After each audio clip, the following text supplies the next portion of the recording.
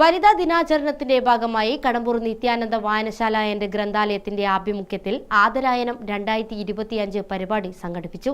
കണ്ണൂർ ജില്ലാ library council joint secretary V K Prakashini ഉദ്ഘാടനം ചെയ്തു. വായനശാല പ്രസിഡന്റ് കെ വി ജയരാജൻ അധ്യക്ഷനായി. പരിപാടിയിൽ വിവിധ മേഖലകളിൽ മികച്ച സേവനം കാഴ്ചവെച്ചവരെ ആദരിച്ചു. സ്ത്രീകൾ വീട്ടിലാണെന്ന് വിചാരിക്കുക, ആ നാടിന് വളർച്ചയുണ്ടാവുമോ?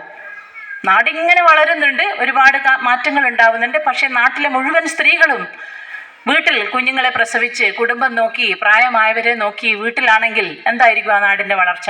ജനസംഖ്യയിൽ പകുതി വരുന്ന വിഭാഗമാണെന്ന് ഓർക്കണം. അവരെല്ലാം വീട്ടിലാണെന്ന് വിചാരിക്കുക, എന്തായിരിക്കും?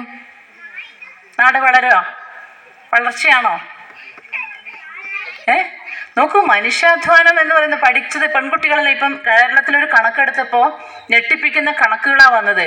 കേരളത്തിലെ 40 ലക്ഷത്തിനടുത്ത് ഈ പറയുന്ന വിദ്യാഭ്യാസം +2 എബോവ് വിദ്യാഭ്യാസമുള്ള ആളുകൾ നോളജ് ഇക്കോണമി മിഷന്റെ ഒരു സർവേയിൽ എൻ്റെ തൊഴിൽ എൻ്റെ അഭിമാനം എന്നിട്ട് കുടുംബശ്രീക്കാർ ഒരു സർവേ എടുത്തപ്പോൾ ഗ്രന്ഥശാല പരിധിയിലെ ഏറ്റവും മുതിർന്ന 95 വയസ്സുകാരി വാഴയിൽ കാർത്യായനി, ആദ്യ പോസ്റ്റ് മാസ്റ്റർ KN കമലാക്ഷി, 30 വർഷക്കാലമായി മാതൃഭൂമി പത്രം വിതരണം ചെയ്യുന്ന രതി, കടമ്പൂർ പഞ്ചായത്തിന്റെ പ്രഥമ പ്രസിഡന്റ് KK രോഹിണി, ആദ്യകാല സർക്കസ് താരം KC പുഷ്പ, നിലവിലെ കടമ്പൂർ പഞ്ചായത്ത് പ്രസിഡന്റ് പ്രേമവല്ലി, വർഷങ്ങളായി സേവന രംഗത്തുള്ള ക്ഷീര നെൽ പച്ചക്കറി കർഷക KK ഇന്ദിര, 45 വർഷമായി കർഷക തൊഴിലാളിയായ സുലോചന, ക്ഷീര കർഷക ശ്രീജ തുടങ്ങിയവരെ ആദരിച്ചു.